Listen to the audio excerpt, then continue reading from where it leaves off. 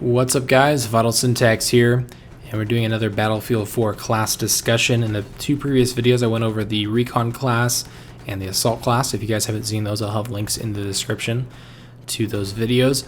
But today we're going to be going over the Engineer class, which I think may be one of the more difficult classes to cover, and there's not a whole lot for me to talk about because I think for the most part, in my opinion, and feel free to leave me your opinions down below and why you think them, I think the Engineer class is fairly well balanced, and I wouldn't mind if there wasn't any major changes to it going into Battlefield 4. Now, I do think that it kind of depends on what type of game mode and map you're playing, whether or not you might think the Engineer class is too good or overpowered. I mean, if you look at a map that's infantry-based, the Engineer class is pointless. I mean, why do you need a rocket or a repair tool or an EOD bot? You might as well as play with the Recon and have the spawn beacon to push up on objectives, or use the sniper rifles at long range, or play as the support class and drop ammo and give suppressing fire. Or probably the best option is to play as the assault class and revive your teammates, heal yourself, and have the best guns in the game. But then if you're playing on a air map, or like a very, very heavily vehicle map like Carg Island or Operation Firestorm, then I think the majority of players on your team are probably going to be playing as Engineer. I don't necessarily think it's overpowered. I think that's just because vehicles are so prevalent, and Engineer class is designed specifically to destroy and repair vehicles, and that's really all it does, and it does it very well, and I think in a fairly balanced manner. There is one thing that I think should be slightly tweaked, and this is something that I was reading up on the Battlefield forums of people giving suggestions on what they thought should be changed. Some people were saying engineers should have PDWs and shotguns, or they should reduce the number of RPGs and SMAs. And there's some other cool suggestions as well. But one of the ones that kind of stood out to me was nerfing the repair tool, in the sense that the repair tool is essentially unlimited as it sits right now. And if they made it so after you repaired a number of times, maybe you repaired your vehicle twice or 3 or 4 times, you had to go to a support player and get ammo, or get new batteries for your wrench, or get fuel for your torch, your repair tool. That way, I mean, the support class would be even more useful, which is always a good thing to make other classes more useful, especially the support class, which I think is fairly underused.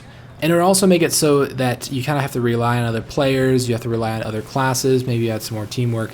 So that's really all I had to talk about with the Engineer. I thought quite a while about what other things I thought should be changed. Maybe some of the weapons were overpowered. And yeah, there are some, I think the ACRW and the TAR and the M416 or the M4A1 probably are the best choices, but I think for the most part a lot of the weapons are fairly balanced. I like how the RPGs don't do a whole lot of damage against players, and explosives in general don't do a whole lot of damage against infantry, especially if you have the flak specialization. Maybe buff this flak specialization a little bit, so it's very, very, very difficult to get a kill if the player has flak on. But I think for the most part the Engineer class is fairly well balanced, in my eyes at least.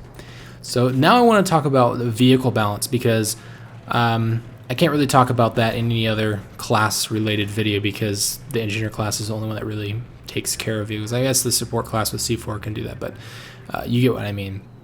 So there's a lot of things that I think need to be tweaked about vehicles. And these first ones I think are fairly basic, and then there's some other ones that I think are going to be fairly controversial that I'll talk about in a bit. So the first thing has to do with air vehicles, the scout helicopters, attack helicopters, and jets, and that's in regards to heat seekers, because if you've ever played a good amount of time in jets, or mostly helicopters, I think, if you ever get into a helicopter battle, it's more about who can lock on first, and who has stealth on, who has a laser designator, so you can use your heat seekers first, because the heat seekers are just a lock-on missile that really don't require any skill, and that's really one of the biggest issues I have with it, is that it just doesn't require skill to use.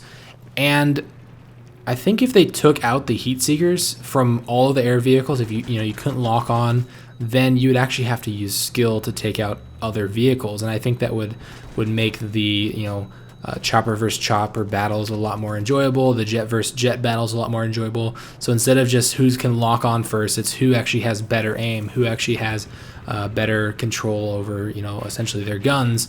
I mean, this is a first-person shooter more than anything else, and I think that there needs to be an emphasis on first-person shooter skills like that.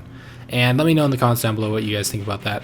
Now, the other thing is there's also the Stinger and the Igla, which you can lock on with, infantry. You can lock on air vehicles. But I think that if we removed those out of the game, then the infantry would just be completely worthless against jets. I mean, you also have to think about what we had in Battlefield Bad Company 2, which was the tracer dart, which was a replacement for your pistol. Then you could use that to lock onto a helicopter, and then you could just basically use that to take out a helicopter really easily.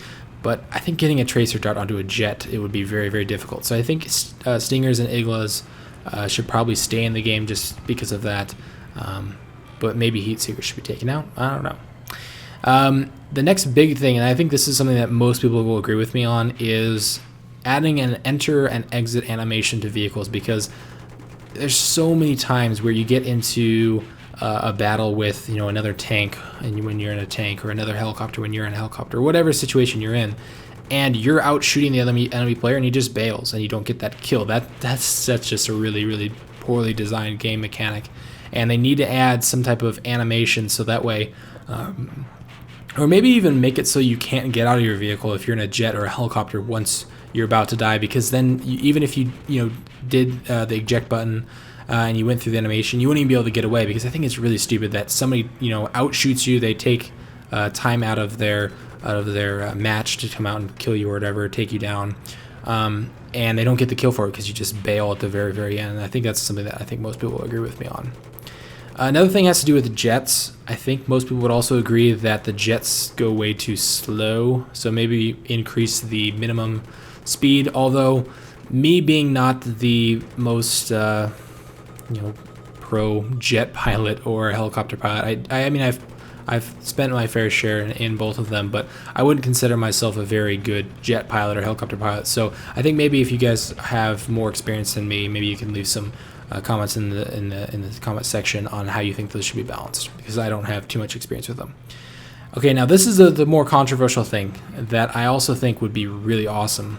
It has to do with vehicle spawns, because the way they work in Battlefield 3 and in most of the other Battlefield games, if not all the other Battlefield games, is the first person to get to a vehicle is the person that gets that vehicle. It's a first come, first served situation, and I think that's really stupid, and it leads to people camping at the base because they're just waiting for the helicopter to respawn, camping at the base because they're waiting for a tank to respawn or the jets to respawn, and often you'll have players that are really, really bad at the game using a chopper and they just end up crashing it. Now you have to wait for that chopper to respawn. Or, same thing with jets. They're really bad with jets and they just crash the jet, and now you have to wait for that jet to respawn, and then you're just wasting time at your base, not helping out the team. And I think just the whole concept of first come, first serve is really stupid for a first-person shooter. So I think the idea of rewarding players for playing well by giving them vehicles could be a really awesome system. Now, there's a game called Homefront that came out a couple years ago. I didn't play it too much myself. I did play it a little bit. And one of the mechanics they had in that game was called, I think, battle points, where essentially by playing through a match, you would earn battle points by, say, for example, capturing objective, getting kills, giving out ammo, giving out health, reviving players. Basically, any objective or team play mechanic that you did for your team, you would get points, and you use those points to buy vehicles. So this might lead to, let's just say, an example match where at the beginning of the game there's no vehicles on the map, at least no heavy vehicles like tanks and helicopters and jets. So you might start with dirt bikes or Jeeps and other types of, or Hummers or other types of infantry transport vehicles that will get you to the objectives. So at the beginning of the game it might be a little bit slower paced, more infantry based combat, and then as players rack up more kills, rack up more points to help out their team fight for the objectives, then they might get more points and they can use those points to, let's say, buy a helicopter. Now obviously you still have to have the limit of how many helicopters could be on the map at the same time. This would also have to introduce another queue system, so that, let's say I earned 1,000 battle points because I got 10 kills, and I'm going to call in a chopper, but we already have another guy who's flying around a chopper. You obviously don't want to have 2, 3, or 4, or 5 freaking choppers flying around just destroying the other team. It would lead to a queue where you'd be in line waiting to spawn your chopper. And I think that's so much, I think, at least in my opinion, that's a much better way of dealing with the way vehicles spawn, because I don't like the idea of first come, first serve. I like the idea of play the objective and you're rewarded for it, and you're rewarded in the form of vehicles. And this also would kind of add this kind of snowball effect to and also a bunch of other different tactics and strategies of when are you going to use your battle points. You're going to wait till the enemy team calls in their chopper, so then you use your battle points to call in another chopper so you can take out their chopper. Are you going to wait till the end of the game? Or are you going to wait till you guys are behind on tickets? Or are you going to just use it when the first chance that you have to call in a jet or call in a heavy tank to give your team support? So I think that's definitely going to be a controversial topic. And then also, maybe at the end of the game, if you were just an infantry player, but you still had a bunch of battle points racked up and you didn't want to drive around a vehicle, maybe just give yourself, if you don't use a certain amount of battle points, it just gives you extra XP, so you level up faster.